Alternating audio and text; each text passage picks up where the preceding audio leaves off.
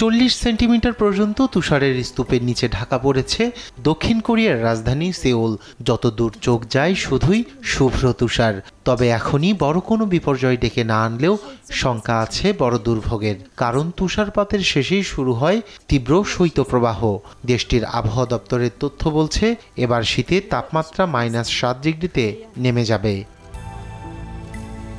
স্থানীয় পুলিশের সূত্র বলছে তুষারের স্তূপের নিচে চাপা পড়ে এখন পর্যন্ত প্রাণ হারিয়েছেন 4 জন। তুষারের পাতলা স্তর জমেছে সড়কে, এতে ট্রাক দুর্ঘটনায় প্রাণ গেছে 1 জনের।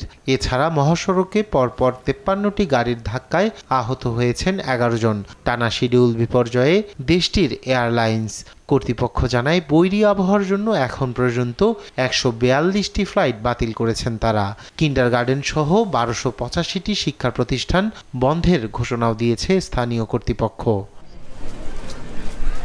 কথায় আছে কারো পৌষ মাস আবার কারো সর্বনাশ। ঠান্ডায় থমকে যাওয়া জনজীবনে উষ্ণ কাপড়ের বিক্রিবাট্টা বেশ ভালোই চলছে।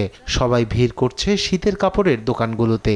এছাড়া এই অঞ্চলে তৈরি দেশীয় উষ্ণ কাপড় স্থানীয়দের পাশাপাশি বিদেশিদের কাছেও বেশ জনপ্রিয়। এতে দোকানগুলোতে বেড়েছে বিক্রিও। বেড়েছে গরম খাবারের কাটতেও। গরম গরম ফিশ কেকের স্যুপে চুমুক দিতে ভিড় করছেন সব বয়সীরা।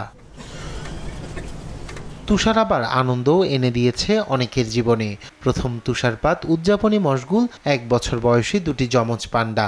থিম পার্কের ভিতরে বাবা মায়ের চারপাশে ঘুরঘুর করছে প্রাণী দুটি। বাঁশ খেতে খেতে লুটিয়ে পড়ছে তুষারে।